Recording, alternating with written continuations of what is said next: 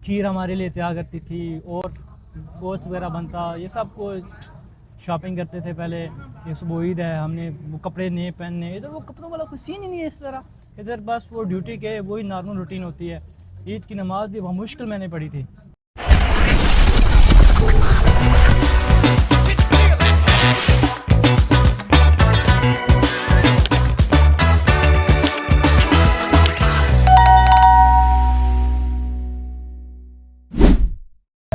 अस्सलाम वालेकुम गाइस, मैं आकिब और आप देख रहे हैं मेरा चैनल आकिब आस्क्स। ये चैनल बनाने का मेरा मकसद है कि मैं लोगों से उनके बारे में, उनका जो लाइफ एक्सपीरियंस है उनके बारे में उनके साथ सवाल करूं, फिर हम उनसे कुछ सीखें।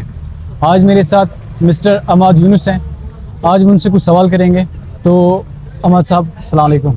वालेकुम सलाम। आकिब भाई कैसे हैं? शुक्र अल्हम्दुलिल्लाह, आप कैसे हैं? ठीक है, अल्हम्दुलिल्लाह ठीक ठाक। जब आप पहली बार दुबई आए थे तो उस टाइम पे जो आपकी फीलिंग थी क्या थी, और आपने ये सोचा था कि मैं दुबई में इतने साल, 4 साल आपने गुजारे इधर, इतने साल रहूँगा?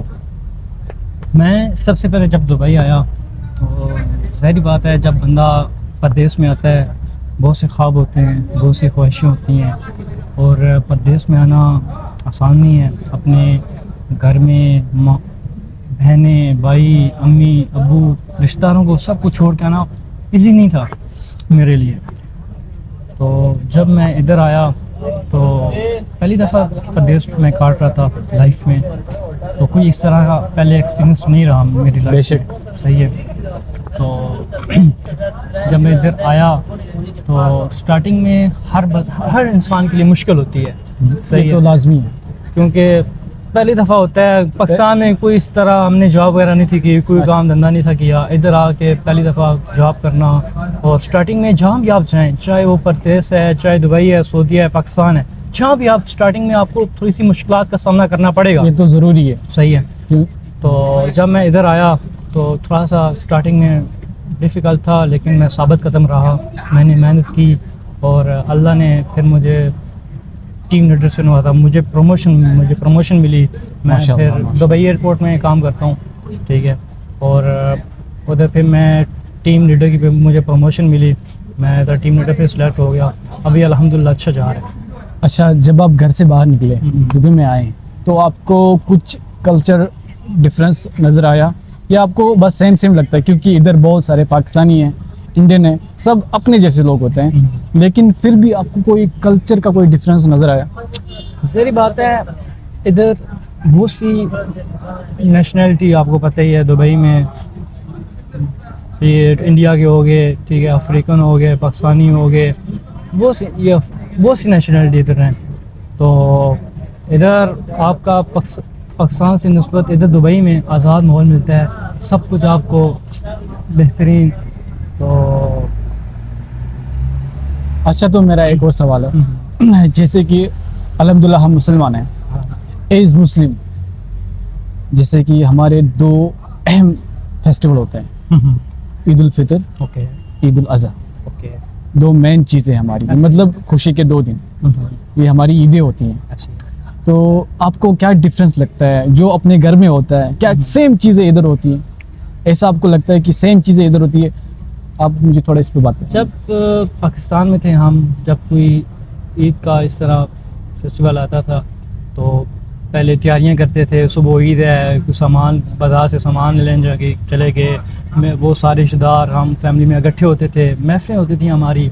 और इधर प्रदेश में ईद वाले दिन हमारी ड्यूटियाँ होती हैं, ईद का पता नहीं चलता हमें। ये तो मेरे साथ भी हुआ है, हाँ। क्योंकि ये जो लास्ट ईद गुजरी, जो लास्ट ईद ओके, उस टाइम पे मेरी ड्यूटी थी। हाँ, तो हार्डली हमने मतलब ये जेन्युइन बात है, हार्डली हम इधर नमाज पढ़ते हैं, बाकी और कोई एक्टिविटी नहीं होती। जैसे कि घर में हमारा अपना खाना पीना पकाना, दोस्तों के साथ घूमना। वालदा स्पेशल खीर हमारे लिए तैयार करती थी, और गोश्त वगैरह बनता, ये सब कुछ शॉपिंग करते थे पहले। ये सुबह ईद है, हमने वो कपड़े नए पहनने, इधर वो कपड़ों वाला कोई सीन ही नहीं है इस तरह।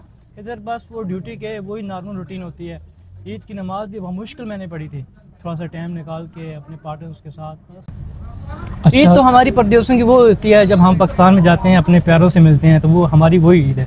अच्छा, तो मेरा और एक सवाल है। जी जी। जैसे कि हम मतलब ऑब्वियसली घर में भी काम होता है, सही है। इधर भी काम, क्या डिफरेंस आपको नज़र आता है? मतलब इधर काम करना सही है या अपने घर में काम करना सही है? अगर आपका पाकिस्तान में सेटअप सही बना हुआ है, ठीक है, तो मैं तो पहले यही कहूँगा कि अगर आपका सही सेटअप पाकिस्तान में, अगर आपकी कंट्री में बना हुआ है, ठीक है, तो फिर आपका परदेश में आना वैसे ही है, कोई फ़ायदा ही नहीं। ठीक है।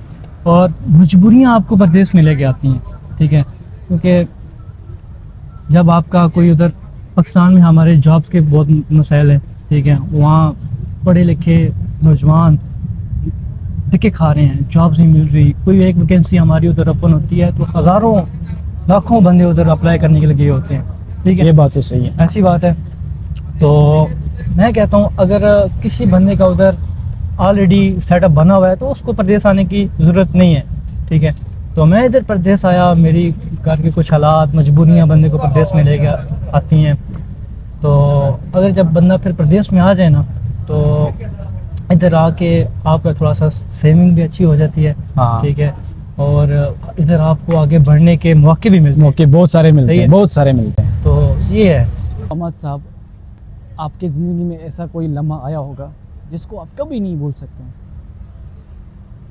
मेरी ज़िंदगी में जब मुझे इधर दुबई आया हूँ ना, हाँ। तो मुझे प्रमोशन मिली है टीम लीडर की।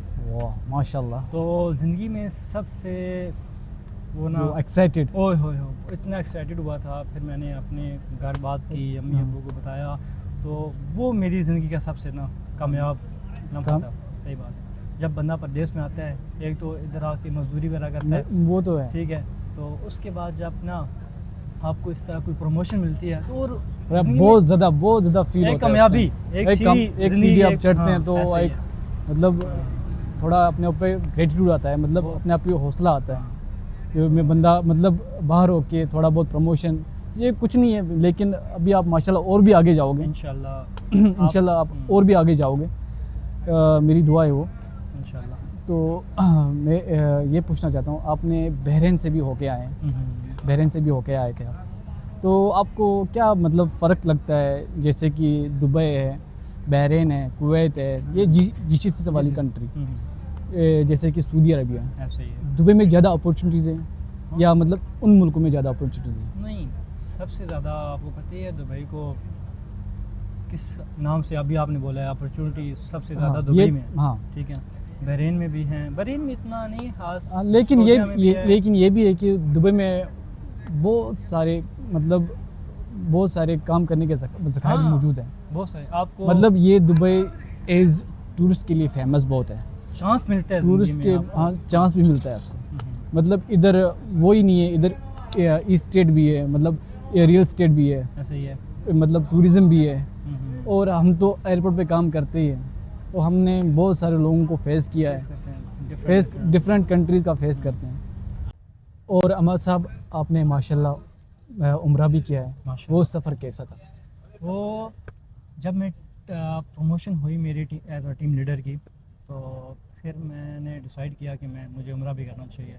इधर से आपको इजी उम्रा आप कर सकते हैं, हाँ ये तो है, पाकिस्तान की निस्बत। बस पाकिस्तान तो के लिए फिर मैं easy चला गया उम्रा करने, माशाल्लाह बहुत अच्छा एक्सपीरियंस था मेरा। वो अल्लाह के घर देखा, पहली दफ़ा अल्लाह का जब घर देखा तो जज्बात ही कुछ ऐसे थे, मैं आपको बयान नहीं कर सकता, ठीक है।